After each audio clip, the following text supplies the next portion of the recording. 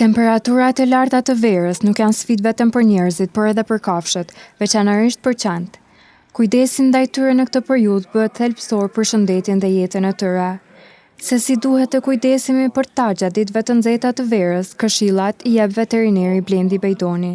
Kujdesi tyre i veçantë duhet të jetë që shëtitjet duhet fillojnë herët në mëngjes ose në mbrëmje. Arsyeja për shkak se gjatë periudhave të nxehta edhe asfalti është i nxehtë, gjë që mund të çojë në djegjen e putrave të kafshës. Një gjë tjetër të cilët pronarët duhet të kenë kujdes që duhet t'i mbajnë kafshët e tyre gjithmonë të rehidratuara. Do të thotë gjithmonë duhet të kenë ujë të pastër për pije. E për shenjat që tregojnë se një qen është goditur nga i nxehti, na tregon veterineri.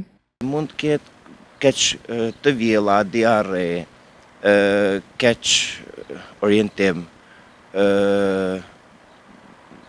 mund të ketë jargavitje, këto janë disa nga shenjat.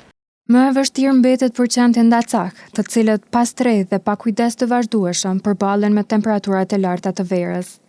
Veterineri ka një apel për qytetarët në mënyrë që ata ta kalojnë më lehtë këtë periudhë. Sipas mundësive, kushdo që ka mundësi, një pjatë me ujë, një kofë me ujë, një diçka e tillë është më së e duhur për qenë të rrugës, për shkak se mungesa ujit është jetë, mungesa ujit është shumë e nevojshme për ata. Mes vapës së verës, mbijetesa e tyre shpesh varet nga kujdesi ynë.